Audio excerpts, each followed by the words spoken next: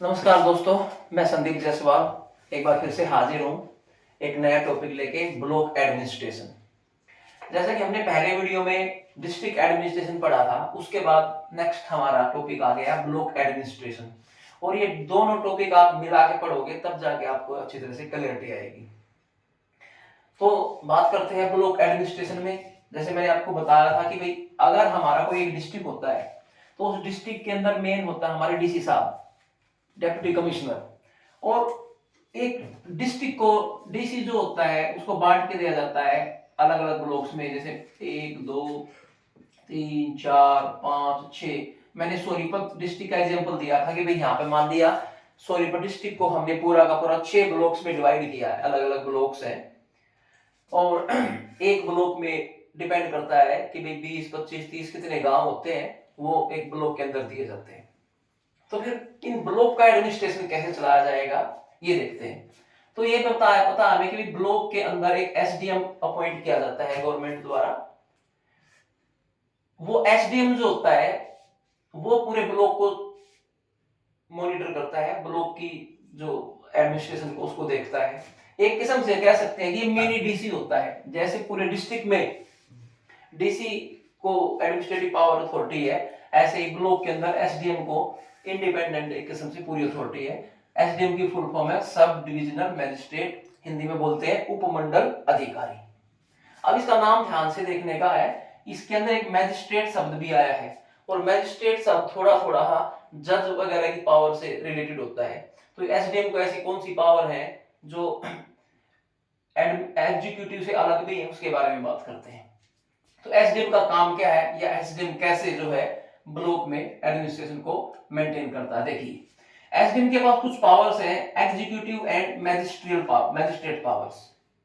Executive से मतलब होता है कि भाई जो भी गवर्नमेंट के नियम कायदे कानून हैं, पॉलिसीज हैं, उनको इंप्लीमेंट करने में हेल्प करना, उनको एग्जीक्यूट करना है।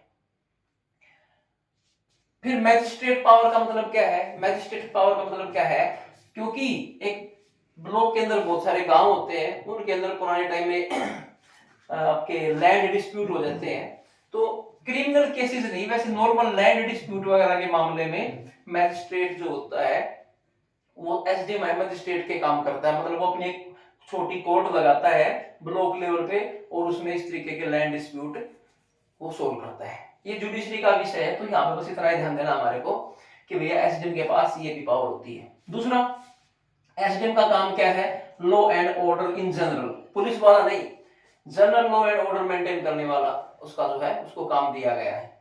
तीसरा सबसे इंपॉर्टेंट काम जो है, इलेक्शन के टाइम पे जब देश में इलेक्शन होते हैं तो इलेक्शन के टाइम पे, चाहे वो पंचायत इलेक्शन हो, चाहे वो एमएलए का विधानसभा का इलेक्शन हो या आपका पार्लियामेंट का इलेक्शन हो, तो मोस्टली ब्लॉक के अंदर जो है डीसी साहब इनको आरओ या एआरओ ये पोस्ट होती है, रिटर्निंग ऑफिसर। मतलब चुनाव को संपन्न कराने के लिए जो सबसे बड़ा अधिकारी होता है उसको हम आरओ बोलते हैं, रिटर्निंग ऑफिसर। ये मोस्टली या तो डीसी होते हैं, अगर डीसी के पास ज्यादा टाइम नहीं है तो एसडीएम को क्या करते हैं, ब्लॉक में अपना आरओ अपॉइंट कर देते हैं, रिटर्निंग ऑफिसर। पूरे डिस्ट्रिक्ट में होते हैं हमारे डीसी, या चाहे तो डीसी किसी और कोई बना सकता है। तो ये काम भी इलेक्शन के टाइम पे एसडीएम साहब का बहुत इंपॉर्टेंट रोल होता है हमारे देश में। फिर ये क्या करते हैं, एसडीएम के ऑफिस से ही इशू होते हैं हमारे बहुत सारे सर्टिफिकेट्स। अब एसडीएम का ऑफिस कहाँ है? मैंने आपको बताया हर ब्लॉक के अंदर एक तहसील होती है, तहसील ऑफिस होता है, वहीं पर एसडीएम का ऑफिस होता है। और उसके एसडीएम के ऑफिस के आसपास ही तहसीलदार बैठते हैं, आपके पटवारी, कानूनगो, ये बहुत सारे ऑफिसर्स होते हैं, बैठते हैं।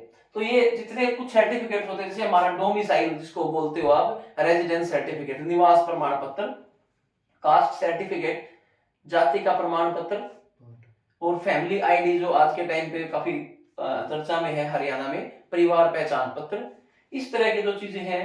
और बहुत सारी जगह तो आधार कार्ड का जो काम भी है वो भी ब्लॉक लेवल पे पहले किया जाता था, अब सब केंद्र में भी होने लगे हैं।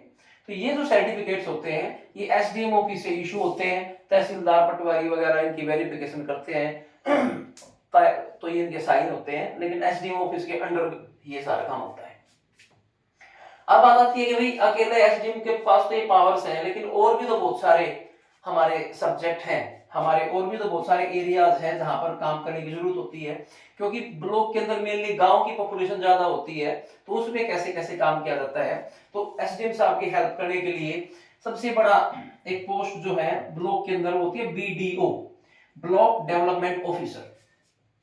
अभी ब्लॉक डेवलपमेंट ऑफिसर के थ्रू ही मोस्टली जो ग्रांट्स होती है वो सभी पंचायत को पहुंचती है। हर गांव में जो ग्राम पंचायतें बनी होती है, उन ग्राम पंचायतों को जो ग्रांट देनी होती है वो ब्लॉक समिति ब्लॉक डेवलपमेंट ऑफिसर के ऑफिस से जाती है, बीडीओ ऑफिस से।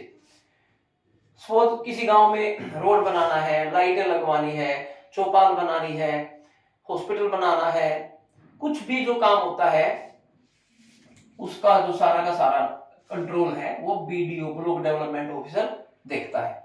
अब ब्लॉक डेवलपमेंट ऑफिसर भी अब एक ही होता है ब्लॉक में, तो ये तो है नहीं कि भाई वो अकेला इतने गांव को संभाल लेगा। तो फिर और हमारा जो कुछ ऑफिसर्स गवर्नमेंट अपॉइंट करती है, जैसे एक अपॉइंटमेंट होती है एडीओ के नाम से। एडीओ का मतलब होता है एग्रीकल्चर डेवलपमेंट ऑफिसर। एग्रीकल्चर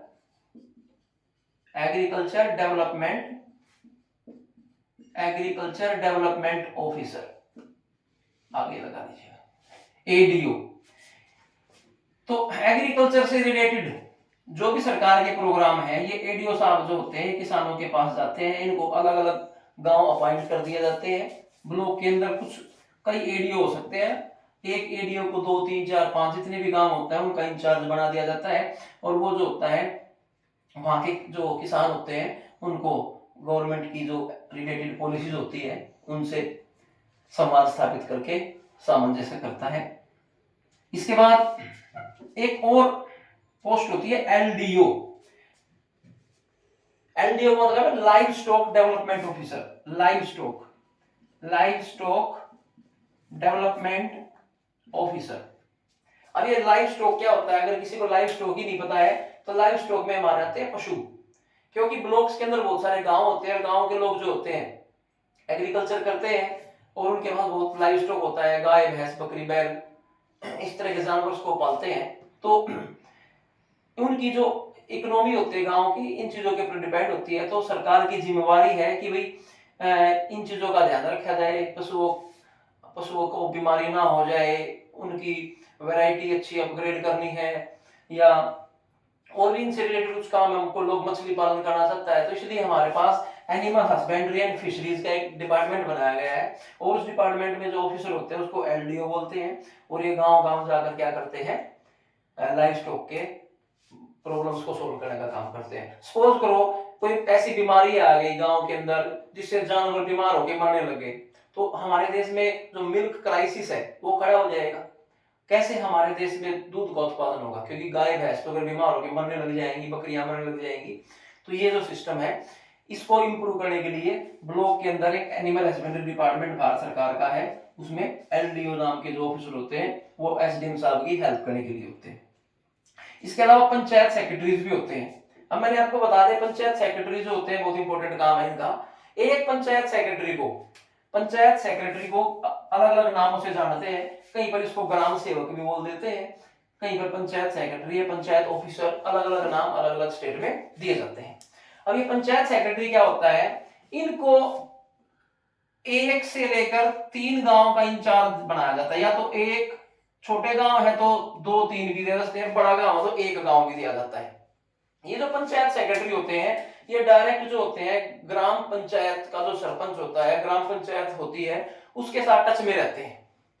अब ये ग्राम पंचायत के टच में रहते हैं, तो जैसे ही किसी ग्राम पंचायत से कोई प्लान तैयार हो गया है गांव के डेवलपमेंट के लिए, मान लें किसी गांव में तालाब को पक्का कराना है जिसको जोहड़ बोलते हो, या गलियों को पक्का बनाना है, तो क्या करेंगे वो ग्राम पंचायत जो होती है वो अपना प्लान तैयार करके इस पंचायत सेक्रेटरी साहब को देंगी, और ये पंचायत सेक्रेटरी जो होते हैं बीडीओ के पास पहुंचाएंगे, वो बताएंगे कि पर्टिकुलर गांव की डिमांड है तो उनको बजट इशू करना है, तो कैसे कैसे प्रोसेस होगी, फिर ये सारा काम होता है। तो पंचायत सेक्रेटरी क्या होते हैं, बीडीओ ऑफिस और ग्राम पंचायत के बीच में ग्रांट्स के आदान प्रदान के लिए जो सिविक एमिनिटीज प्रोवाइड करानी है, जो काम कराने हैं डेवलपमेंट के, उसके बीच की एक चेन है।